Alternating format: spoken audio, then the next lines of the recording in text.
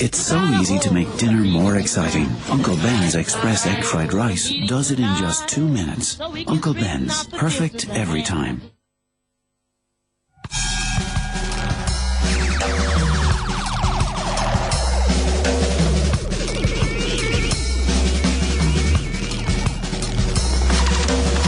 Olas Rahaf in the Halloween and Yading. Immol de Kathleen Calish Hineg TG4. Hector in the couple agus a cougar top balky at Fedham Factor in Shag Lefrish Hineg, a Ganish Kolongri.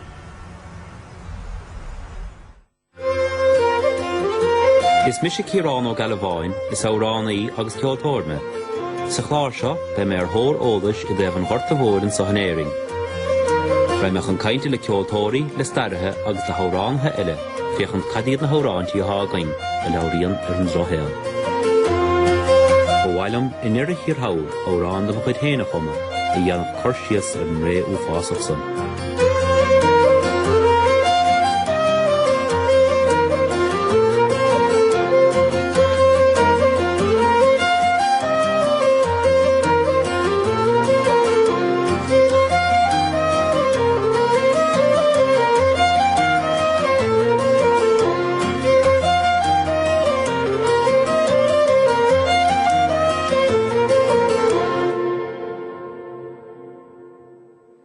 Na prati doa in our borsen the scaffolding.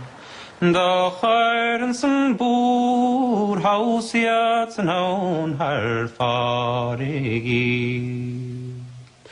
Erelli getre hanik yata kotraus kurha.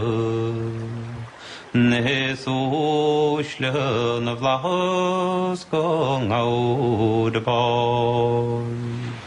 De gaven niente ochrus da de koik is ochrus kwege. Voor miljoen den bas tiersche den ochrus. Als koik precious miljoen elle haar taingemach, le kwinges Marseille niet varen na andoiv, grieche a vadegeen, na een zeil bocht an roitig a ragder en sageballe. Kijk min anacheintig starhe agus ik hole hun tiersche een ortemoer. Is beg daar hier de velide sa hanig noospoing on naim shikene. Kijk bort larige mar hampe a heet toeriskieks de noog daan an dove wet hakker na prati is terkiet na haurantje going a laurender leheed. We larn lasugos regar gos. Cor me toesle mar ros mi jaunter doge heen. Ha fermoren tanne fobel padri shoos of oma hoene farm. Agus tamir van koorte hout wellige slee. Well, Paddy Joe, back in the Highlands os our gore, a hard dix of being Nigel no Coig, August came versa den hour on the prati do, granted. All good, I guess it's unter een rood gorginig rodegen, maar geen gaan een oud show. Maar als puttest gloor der Rudi en het nadini zien, als goes in orange. Nach unter een van schriegen orange en als ze komen. On the bocht the saw in the pledation nangisha. Bortagus on the hair is pian the bosh. Lani bekus scrad gach madin aun. Nach euch mal gefragt da weidisch was. Aus kunst maar hoog dramach het neger bij. Oh, wel dan nu hier op kaplage sukkel, er went tracht de Luciano maschinen trachin. 30 lom gedukkig. 3 trus gach lo. Het is een sukkel kene. Naar wo is toch een fad medine wie val pas, nur wie ze meisig, nur wie ze naar de geme en Gorta. Morusan morushte wil moran kadako. Chaurig na Quakers go moorlish ni hies gerisa raing o gónach in auman chátir. Agus búlis in i clás o griafáin, farwil anachor amach go dioge naim shrúd. Na clás de Caribbean Painter, náid sa to henne. Céh alin in aul, agus kunst mar a tóg géile leing an Gorta Vór. Kun capta conservation? Ha, Kieran, capta conservation, hogan in Céh Shaw in 8 dacha da hocht. The cower on the Quakers. Okay. Yeah, how good are me the 3 Quaker punt, Conan Céh Shaw Hogans. Bhí der gobar an cé seo, blian agus 3 bhí. Brother. Bhí 6 fear a gobar an cé seo, agus sé lucha bhí chun á skilling sa ló. Agus nó fór a gobaríad gearad ar siar gurí 10 pinginiad. Gheir go máis an níostach an san ar hóil ar an cára ón Quakers. De chur go mór leis an méid bád hí an sos roing. Na chur go nóchtí dahad a sé ní a bhacht 9 ó 10 bád, agus cenal bega hín sa gan nám sé mar a sólaid. Ach nóchtí dahad a 9, hí dahad a 9 bád sa. Agus sin ceas mó. Ja, gwaith gan cúpla blian leis an cára fódar os na Quakers.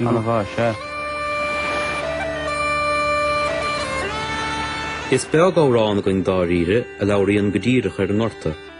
Árán a bháin a lauríon ar an grót an bhíar na daoine gan amsin, is an tagart nó an bhótais. Ailliú chunne chrunnige túlach fiste lead glúiseacht nó an mátír go brach bagún daid histin chreach ráhúr daid smá carfar san nó glad é cótail go sáil. Árán an a bhrár fada go dhéáin is ar an tagart nó an bhótais mar thugann tú héanaar. Agus catéan 6 ára há léins an árán san. An léomh a gomar an tárán san áid de tucha go sríige hempel an Gorta.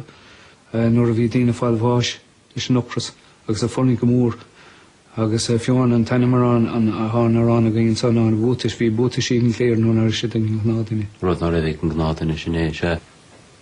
Ach de réir mar higim je tentan san nóród ní háir san fótais go flachas na rán. Cad is an 6 léamh an fá ar stad na 9 gan amsa? Well, an léamh go gomséir ná deag nachbín an a bheits an gnádainn ar ní léir. Ach san aránsa tagan an tarn an sríór gear a mailteach den léir. Tá sé nuad nach ceart ná.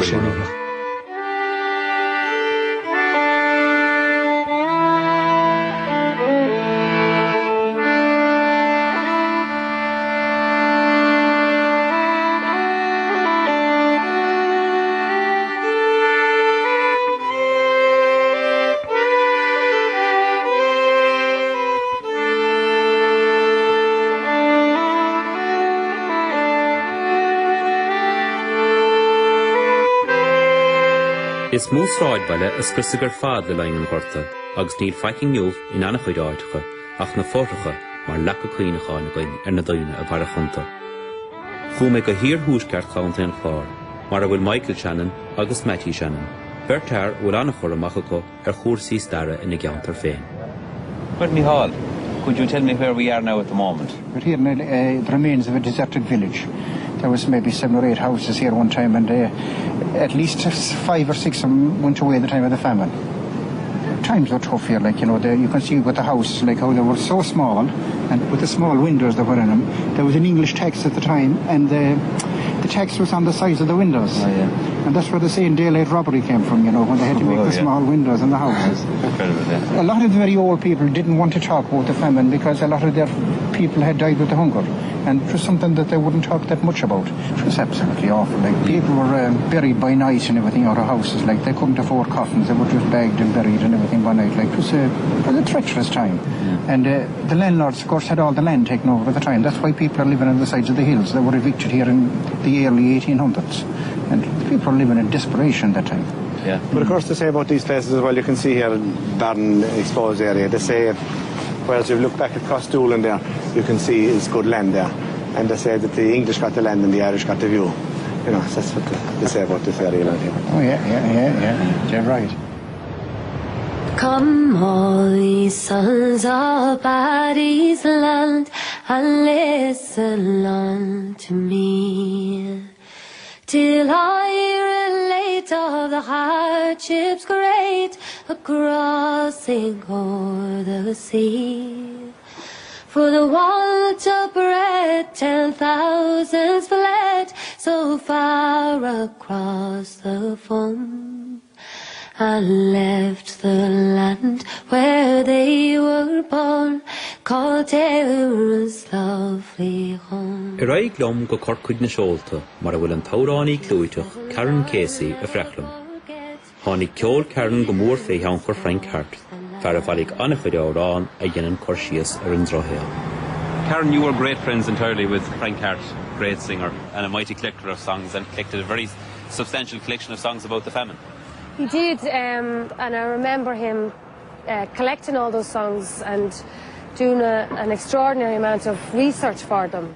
Frank didn't do anything in small measures, as you Everything know. was done thoroughly, I suppose, yeah. And it was a very hard subject for him to tackle, because although a lot of the songs kind of speak a tiny bit about the famine, they're not talking about that subject. I think people found it very difficult. Yeah.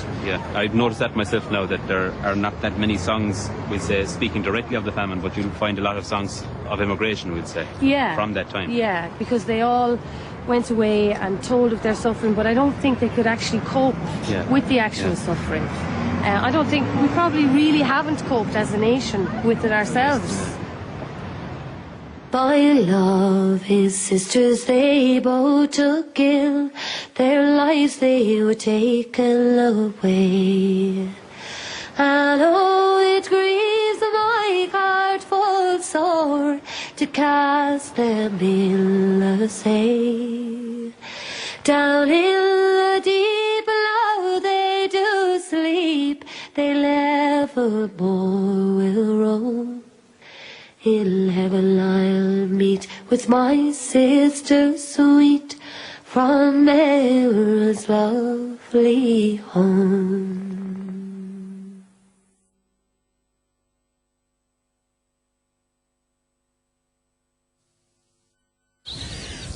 Come here. What? I got that job. You did not? Yeah, I'm going to be a McVitie's chocolate digestive. Oh, that's brilliant. I'm going to be a chocolate digestive. Chocky chocolate.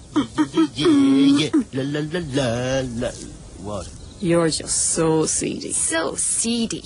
Wheat grain, wholemeal, and the smoothest chocolate. McVitie's chocolate digestives. Wholemeal at their heart. Lion's journey to sustainability is making a difference to our tea pickers and their families, with better working conditions for them and free education for their children. You won't notice any difference, but they will. Make tea make a difference. For back pain, now there's something that's as effective as taking 6 ibuprofen tablets. One Thermacare heat wrap can relieve your pain throughout the whole day, so you can get on with your day. Thermacare heat wraps, like taking a holiday from your back pain. Mr. Muscle's super scientist. Block sinks are such hard work. I've got just the solution. Mr. Muscle! That's right. Mr. Muscle Sink and Drain Gel. Watch this. There's nothing thicker. It powers through the water, clings to the clog, and blasts the blockage away. Wow. Thanks, Mr. Muscle. No, thank you. Gotta go. Mr. Muscle Sink and Drain Gel. And for slow-running water, Mr. Muscle Foamer will expand inside the pipes to help keep them flowing freely. It's the science of tough cleaning. C. Johnson, a family company.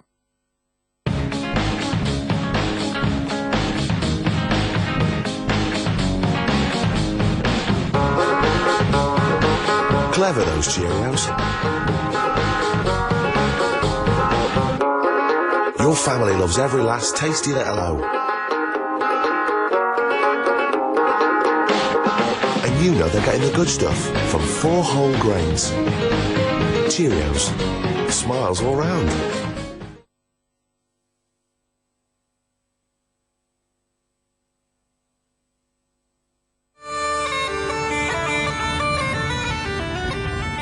Over Riestom, an oor seo, am a vlaksteach go ballin hínse, ag antain chláir. Is an ha cón éardens galaire, an dochtúr Kirán ó mor a fú. Gus a anna chormach go og Kirán ar gnéad an stair. Ha sé chun sin a hátar camport mór heimpel an bhaile sin, le vi ceomid an rian a rág an Gorta ar Madison. Well, Kirán is úntach bheith an sáile ag antain chláir. Inis dom, cáhfuil míid níos fé láthar Kirán? Tá míid inis in áit ar bhenim Ballyhí, tuairim gáhíle ó chuig ó bhailín hínse. Agus tá míid le seasamh ar rithid, go ddíreach trasna ceandas na hibrica publi bahabhachtaí a hála néir le ling an Gorta. Se sin dréáil an an agus. Cad íonadar go ddíreach? Cad íonadar? Sé rinadar ná an ceanéil an seo, an rinadar é a ghainú agus a leathnú, anas go réic an isci tríd, an tisci tríd níos tapúla. Agus na dtíine a dibrig ar an scéim seo, firb mná agus páistí viidir beobacht. Ní raibh a chahabh go ach gioblacha éadaí, mar bhí na héadaí maithe bhí acu, bhí siad díalta chu chun airige dáil chun bíochar ar fáil da glanna.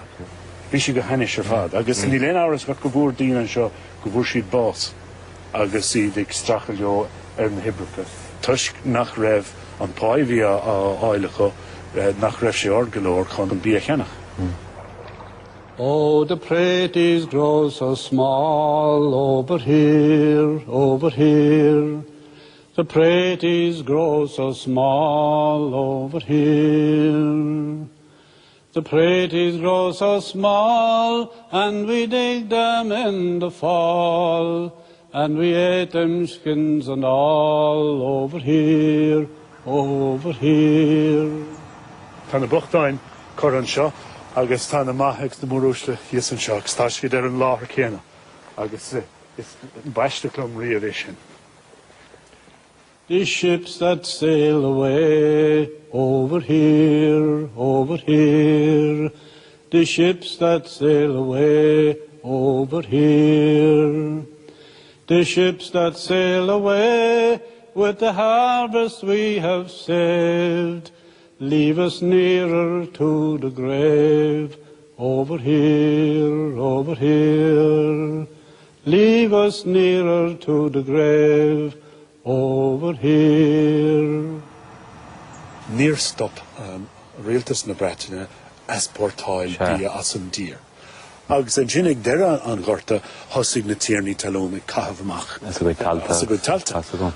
Agus tá is a going go raibh na daoine seo rómhacht chun an tír ágant. Chun an tír ágant agus fuair do léir bás.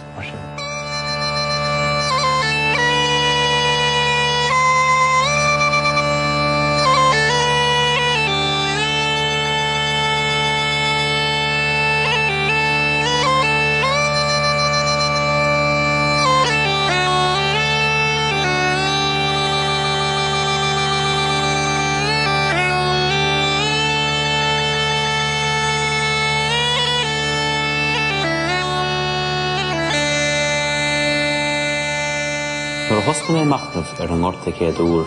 Níor fada sais gros leabhannach chuid méorir an Gorta ó hebh na fírí cíe, statisticí agus ibrachas go héin sais rud. Ach, fi bhuaim sais tuiscint níos fearr a cháilt ar an méad a choling na daoine le lein an Amazon. Agus sa fiasa seo as an leabhar úntach ag an ahar padaró léire, agus am dtír chun sluchbeag a léamh as sundíomh. Dhimig Micheál agus Kathleen agus a méad a bhí beod in chaun, I miadar as an mahan agus chódar a siúl rampa. Roint léanta tréis iad a bheith imethe bhí cuasa éigen to gháil ar an mahan. Chnig sé gair sa chárdín agus rud éigen tí na bhéalaige. Cha sé cloch leis an gair, de chachan gair bhuaig an rud a bhí na bhéal agus do ruch sé leis héin. Hánig an chósa agus beveag ná gur hitse le scára agus le húfás, nuair a fuair sé go bé an rud a bhí na bhéalaigh an gair ná láb duine. Níor dhéon taigh an Paul daing go hóhan sa a chuir sé an corp úd siasán.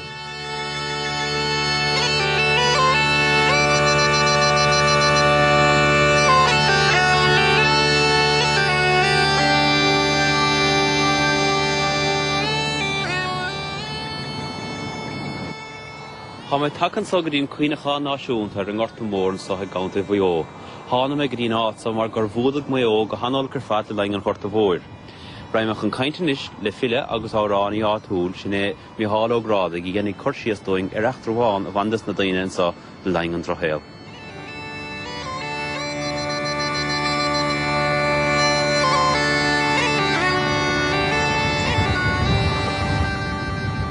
Imi Martha Ockjug Dahassani, the Commissionary Rita Sassana, ag Dolhart, ag Baliolas, an Norta. Agus Honig Shid Amach go Delphi Lodge, with Susan Bohar, Copramila, Susan Bohar. Agus ag an Amchena V. Raffrig Dolhart, go rau Bad, Tres Chactus Jah, Sakil Halla, le Minbui. Agus Kamechan Minbui Orange Mach, ag an Lodge. So, Húil na céta amach ag glorug bí agus faoisih. Well, siúdling pí eile go bheith ceomid cá rih dríal a bhí híl. Siúdling agus cíimid cá rih nád sa. Bhí an aimsear ó fásach.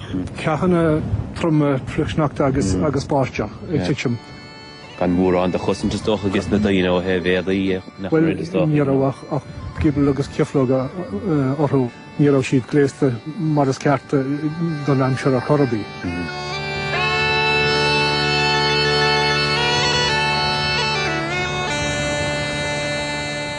Nuair a freisintar Delphi Lodge an seach fuair amach nach raibh bí an náfuaisih le fáil an seach agus ní raibh pas go dtí an workhouse hiú le fáil. Agus bhí orthu filleadh bhaile gan peoclainíthe agus iad lag agus chin agus idir bás agus bethe. In Croagh-Patrick's morning shadow a fí Dillon first saw light. In the hungry 1840s, famished by potato blight. Tréiste bhí háil an scéal bránach seo a chluisindóna ahar. Chum sé árán dá chuid héin bunathe ar rih cluisteige féin achtar gránasan, agus mar a tháinig Effie Dillon slán. Bhfuil go maith raí níide agus a héin, agus bhíochnaige ar feardar benam Effie Dillon, fear dal, agus nuair bhíocha Effie ina lena bhóg, go bháthair é teangailtí ar a rim ar an toras sin, agus bhí trúr gartarilla leob cumáid, agus Effie bháin a tháinig ó bhaile sláán. Alfie's ailing mother too fell by the corpse-strewn track and left this life just where she fell with her babe still on her back. Nuair a hitsean bháthair bás ar an toras a bhaile, thug duna féidearra go raibh an lenamh beo fós ar a rim. Thug sé an lenamh agus chuir sé ar dúil ar cuire. Agus cé go raibh sé ar doras an máis tháinig bhí sé thir agus bhár sé, iontas na líontas, you know. May we who have seen better times spare a moment's thought and pray for those like Effie who have borne a fearsome cross. Bhíoch na daoine bra go mór an uairsin ar an relífa chuirtí ar fáildóibh, agus be vinnig daoine tarringtar nifi go relífa le héadí áir an árán seo, Johnny Seoige. Isi Johnny Seoige, ótige málóra,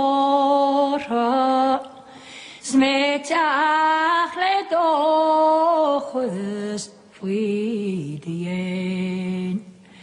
Mar gore tú réaltólas, is breacha lochram, os ma choir ag tampála dé. Séir árán an a bhráir fad a go sé Johnny Seoige. Cad éon scéal a háin? Well, is sin scéalta an sfære Johnny Shoga vi sé posta ben agus gaisúige agus for sé post mar relief officer húr dis fádóir agus sepa gogur fear an ó vi Johnny Shoga dar í der siad nach fear má bevíal mar vi chodíine héine gen vi sé tucht amach a vin févertéige agus trinne vítar sé sosta se menseo ben óg agus staige has segal machla has de sé tínráles. Stánhaintine sí lágnalí Steri dochtúí lam gáhí síbás Scór bé fés anúdir Ná mar dear siad I lomsa Nwe nach wil she post le Mr. Joyce. Choran an ádanne agus ní mar mar let ní chasan mór an rá a níle sam cefa nach na mar Ní har mé igéan bhena le nach go tain. Tá bhfuin el amsa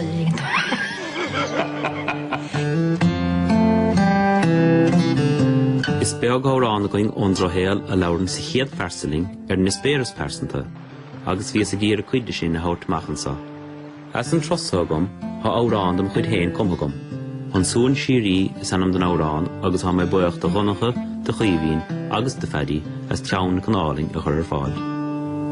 Aishtí comrádaí am héin Is cretig I ráite am bhíl Ha maintir na héireann fes fahar na haise Le tóchaint na brátaí sa chré Haim sé le tamil fán Gan charid ma chrachas ma chás Han dútha seo brúite fé chosin sa búrhaus God húra serún bháis Cádir chéile agus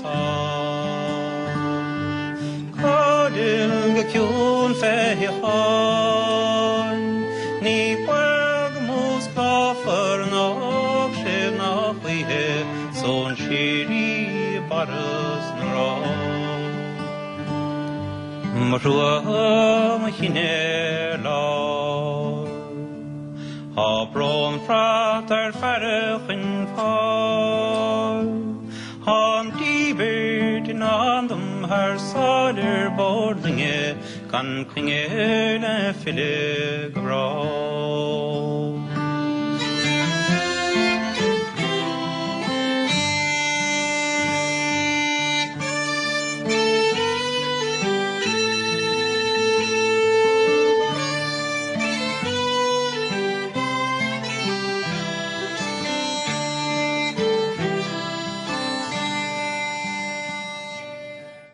Súrchan cíine chríomhchluifií AIB na Globanacht.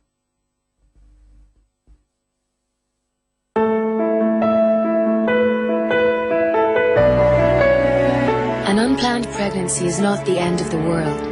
For a list of free, non-judgmental counseling agencies that will help you to pick up the pieces, free text list to 50444 or visit positiveoptions.ie. We all need a little extra care. It's the same for my hair color. Excellence Creme from L'Oreal gives you sensational color and really cares for your hair. With the comb, it's so much easier. Comes in rich, radiant color, comes in conditioning protection, combs out every last gray. My color looks truly natural. It's the hair color that makes me feel younger. We're worth it. Now discover the new Cashmere Beige collection from L'Oreal Excellence Creme. 3 natural-looking shades that gently soften your features. Day and night. Who's got the solution for beautiful skin? Avon. New solutions AM PM. Complete 2-in-1 routine. Morning formulas awaken and protect. Night formulas remove makeup and nourish. Hello, beautiful skin. Day and night. Order exclusively from your Avon representative and say, hello tomorrow. These days, everyone's getting a bit smarter with their money. And sure, don't we all love a deal? So don't miss a great new way to make big savings. The Big Switch. It's It's electricity from Bord Gosh Energy. Same wires, same plugs, just a minimum 10% cheaper. And who wouldn't want 10% off? 10% off, 10% off, 10% off, and 10% off. So make the big switch. Get on the phone or go online. Go on. Make the big switch to electricity from Bord Gosh Energy today.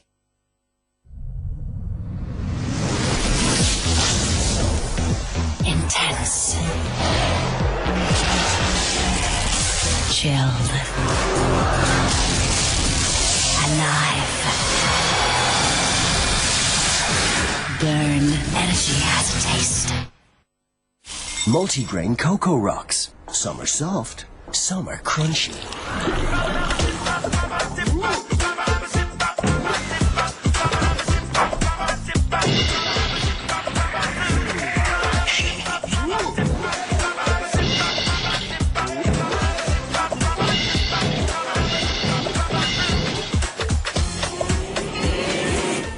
Kellogg's Cocoa Pops. Awaken the magic.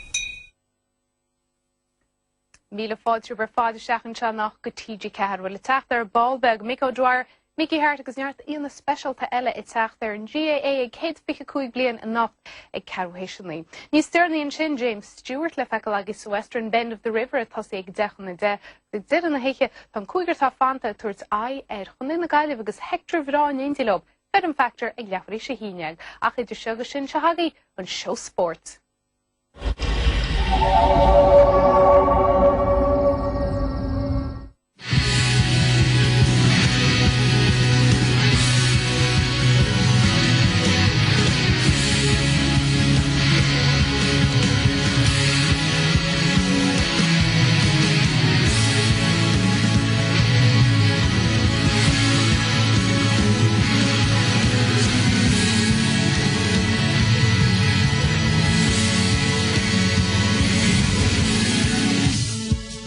A glór nacht be for a choragus a cúta fechla hí lechanis pelle agus amána a greibh chomórtas AIB na glob. Is gearhain inis láile Pádraig ach céhheith ar stáitse mór abáit de chrócaig an bhí se chun. Be chudas na fórna géirí cabdal nó scríbint na hanála ar a baiste dócha séin ach tá taithíha ag chudas na fórna ar géirí an bheachta dhéanamh an deire seach na seo. Tebhar measa agus fáilte go dtí nagránnas díanaíad an glár seo sport is mise darach néide agus an énach le manocht tá ar chaptéin pelle na galí ré silk ar réálaí amána chéirí Eddie Murphy agus ar nó ar Sainolaí féin Seán Barnbrenach fáilte róh bhharm. Well, sar a raim níos fuide trohan atá an comórtas cad a hála gon díomh ríist an teachtanse agus deise goibh sig go baile bhórá gansaí bhachtainte bhachas de Elbhrís. Ní le déanamh a ráilinn cad a hála nó cén chríoch a bhí ar i bísáidethe seo.